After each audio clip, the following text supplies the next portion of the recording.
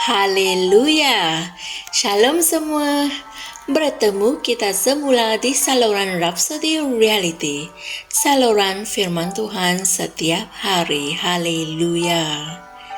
Dalam pembelajaran kita sebelum ini, kita telah kerap kali mengatakan bahwa Tuhan Yesus akan datang kembali tidak lama lagi. Saya pasti ramai juga yang telah mendengar bahwa dunia akan kiamat, dunia akan berakhir. Apabila kalian mendengar hal ini, janganlah takut atau susah hati, kerana dalam Kristus kalian pasti selamat. Amin. Oleh itu, hari ini 13 Februari, Pastor Chris ingin kita tahu bahwa kita sedang berada di hari-hari yang terakhir. Haleluya. Ayat Injil pembukaan kami hari ini dipetik dari 1 Korintus 15 ayat 51 hingga 52 yang berkata, "Sesungguhnya aku menyatakan kepadamu suatu rahasia. Kita tidak akan mati semuanya, tetapi kita semuanya akan diubah. Di dalam sesaat, di dalam sekelip mata, pada bunyi sangkakala yang terakhir, kerana sangkakala akan berbunyi, dan orang mati akan dibangkitkan dalam keadaan yang tidak dapat binasa, dan kita semua akan diubah." Puji Tuhan. Apabila kamu membaca tentang hari-hari terakhir dalam Alkitab, kamu perlu memahaminya dari perspektif yang pertama sekali adalah konteks dan kemudian mesej si penulis itu. Haleluya. Hari-hari yang terakhir yang sering dirujuk dalam Alkitab merujuk kepada hari-hari sebelum masa pemerintahan 1000 tahun berlaku. Para nabi yang menggunakan istilah tersebut secara khususnya tidak menyebut tentang zaman gereja. Jadi, apabila kita menyebut tentang hari-hari terakhir, kita tidak bercakap mengenai hari-hari terakhir yang berkaitan dengan kalender Yahudi yang disediakan oleh para nabi tersebut. Ada begitu banyak tanda yang sepatutnya membuat kamu tahu di masa mana kamu berada sekarang dan berapa lagi masa yang dunia miliki sebelum hari penghakiman bangsa-bangsa bermula. Oleh itu, tidak kira di mana kamu berada hari ini, saya ingin kamu tahu bahwa Yesus akan datang semula tidak lama lagi. Haleluya.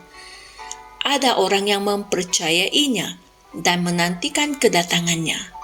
Ada juga orang lain yang memikirkan bahwa dia tidak akan datang dan oleh itu mereka tidak mengharapkan kedatangannya. Tetapi dia akan datang dan dia akan datang untuk mereka yang merindukan kedatangannya, dan hal ini ditulis dalam 2 Timotius 4 ayat 8. Yaitu mereka yang mengharapkan kedatangannya. Haleluya.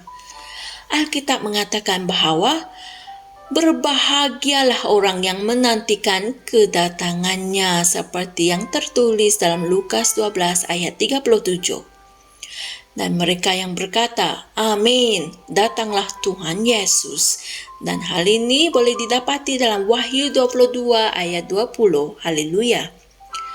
Jalanilah hidupmu sebagai orang yang sedang menantikan kedatangannya, sebagai orang yang mengharapkan kedatangannya. Haleluya.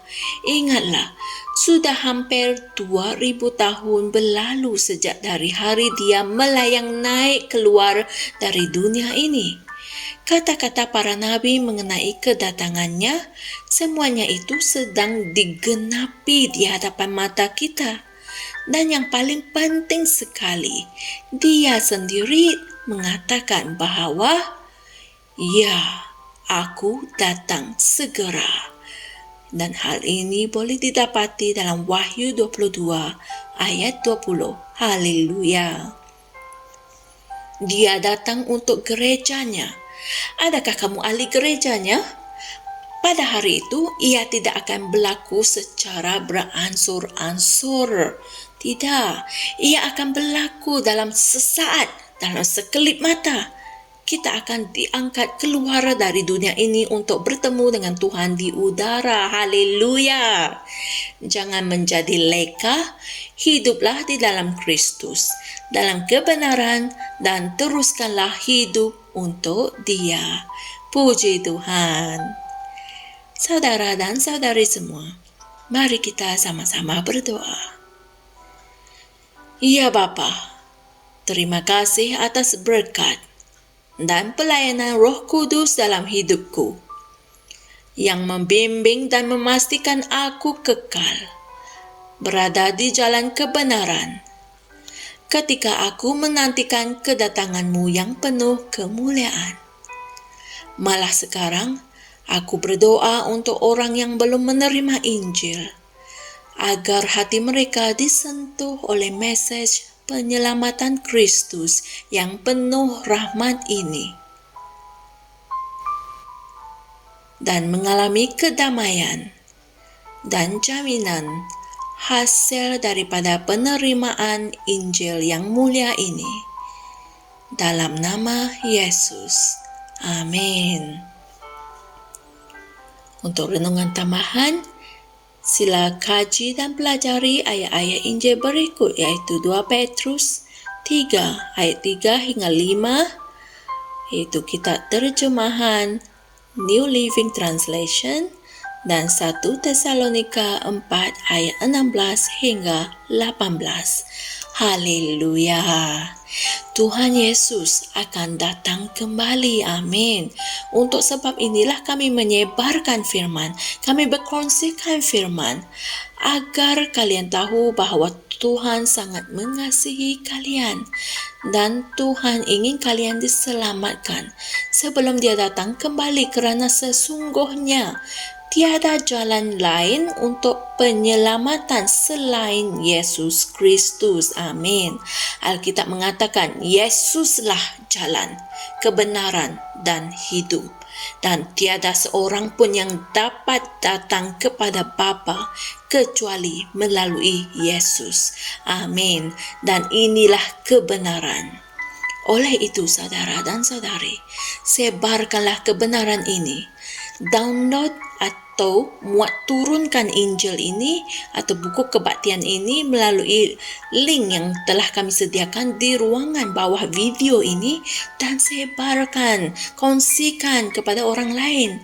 Selamatkan orang yang kalian kasihi sebelum terlambat. Haleluya. Jumpa lagi esok dan Tuhan berkati. Shalom.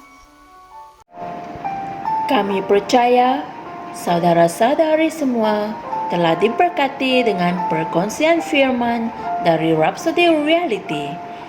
Bagi sesiapa yang ingin menjadikan Yesus Kristus sebagai Tuhan dalam kehidupanmu, kamu boleh mengucapkan doa ini bersama dengan saya.